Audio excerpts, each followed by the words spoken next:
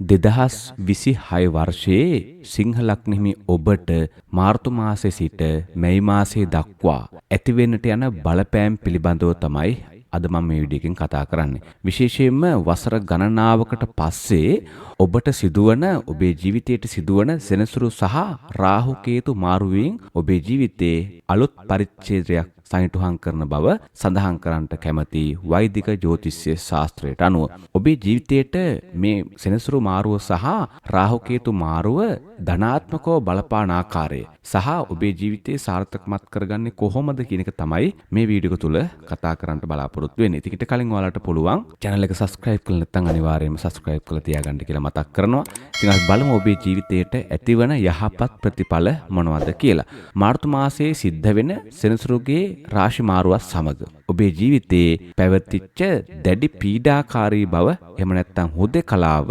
ක්‍රමක්‍රමයෙන් පහව ගිහිල්ලා යහපත උදා කරලා දෙනවා. රැකියා ස්ථානයේ පැවතිච්ච බාධාවන් ඉවත් වෙනවා. ස්ථාවරත්වයක් ගොඩනගා ගන්නට හැකියාව පවතිනවා. ව්‍යාපාර කටයුතු වලින් සහ අඩපණ වෙලා තිබිච්ච සම්බන්ධතා නැවත පණ ගැන්වීම තුලින් කම්මැලි ගතිය පහුගිය කාලේ ඔබේ ජීවිතේ සෑහෙන්න තිබුණා. නමුත් මෙන්න මේ කාල සීමාව වෙනකොට ක්‍රියාශීලීව කටයුතු කිරීමට අවශ්‍ය කරන මානසික ශක්තිය ඔබට උදා කරලා දෙනවා මේ ග්‍රහ මාරුවත් එක්කලා. රාහු සහ කේතු මාරුව පිළිබඳව කතා කරනකොට කුම්භ සහ සිංහ රාශිවලට ගමන් කිරීමක් සිද්ධ වෙනවා. රාහු 7 වෙන්නටත් කේතු ලග්නයටත් පැමිණීම ඔබේ ජීවිතේ ඔබට පෞරුෂය ලබා දෙන්නට හැකියාව පවතිනවා. ඉතින් මේ පිහිටීම ඔබේ ජීවිතයට විශාල වශයෙන් බලපෑමක් එල්ල කරනවා. ඔබ රැකියාව කරන ස්ථානයේ ඔබට ගෞරවය පිළිගැනීම ලැබෙනවා. ඒ වගේම සමාජයේ පිළිගැනීම සහ ගෞරවය ලැබෙනවා. ඒ වගේම විදේශ රටවල් සමග ගනුදෙනු හෝ අන්තර්ජාලයේ ආශ්‍රය කරන කටයුතු වලින් ඔබට නොසිතූ ධනලාභ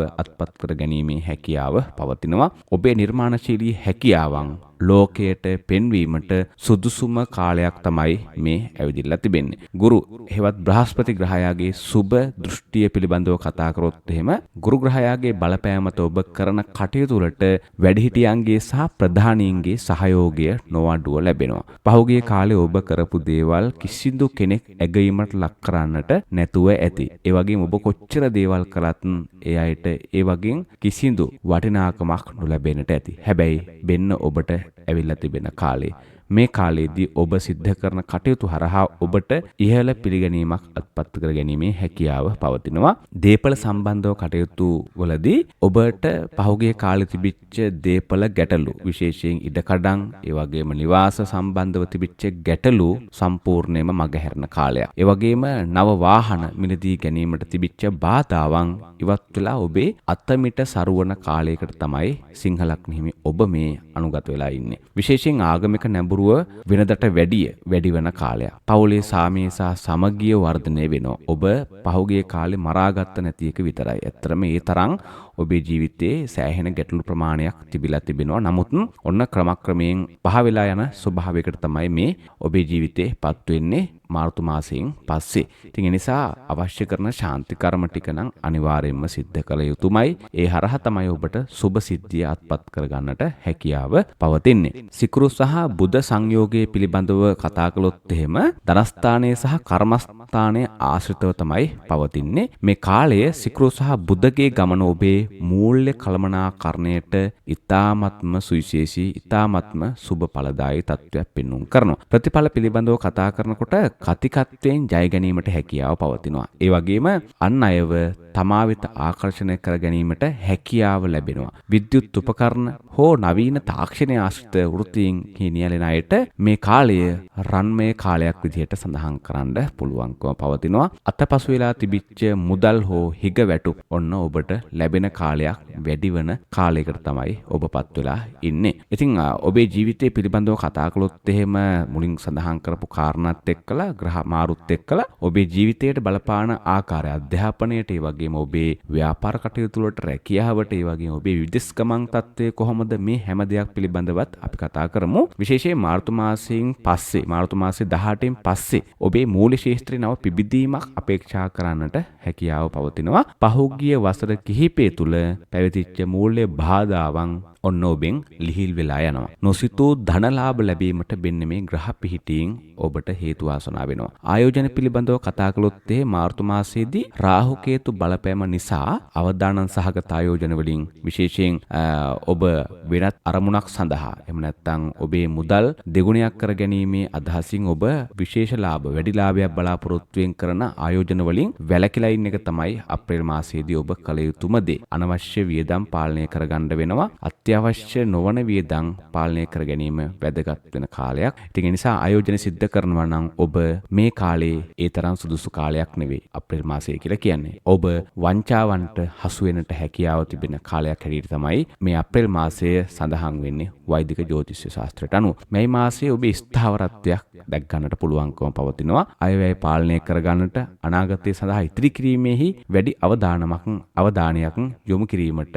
ග්‍රහ තත්වයන් උපකාරී වෙනවා. ඒ වගේම රැකියාව සහ වෘත්ති ජීවිතය පිළිබඳව කතා කරොත් එහෙම අඟහරු ග්‍රහයාගේ බලපෑම නිසා මාර්තු මාසයේදී රැකියා ස්ථානයේ නායකත්වයේ ගැනීමට ඒ වගේම නව ව්‍යාපෘති දියත් කිරීමට ඔබට හැකියාව පවතිනවා. ඒ වගේම අප්‍රේල් මාසයේ වන විට විදේශීය රැකියා බලාපොරොත්තු වන අයට සුබ පණිවිඩ අසන්නට ලැබෙන කාල සීමාවක් බවට පත් වෙනවා. රැකියා ස්ථානයේ වගකීම් වැඩි වීම නිසා යම් පීඩාකාරී තත්ත්වයක් හිතට ඇති වෙන්න පුළුවන්. හැබැයි ඔබ උත්සාහයෙන් කටයුතු කිරීම නිසා ප්‍රධානීන්ගේ පැසසුමට ප්‍රශංසාවට ලක් වෙනවා. ආදරය සහ පෞල් ජීවිතය පිළිබඳව කතා කළොත් එහෙම මාර්තු සහ අප්‍රේල් මාසවලදී සිකුරුගේ බලපෑම නිසා අවිවාහක අයට නව සම්බන්ධතා ඇතිවීමට ඔන්න කාලය එළඹලා තිබෙනවා. ඒ වගේම තිබෙන සම්බන්ධතාවන් තහවුරු කරගන්නට ඒ වගේම ඔබේ පෞල් ජීවිතයේ සාමය සහ සතුට පවත්වා ගන්නට මේ කාලය ඉවහල් වෙනවා. නමුත් මේ මාසයේදී වෘත්තීය කාර්යබහුලත්වය නිසා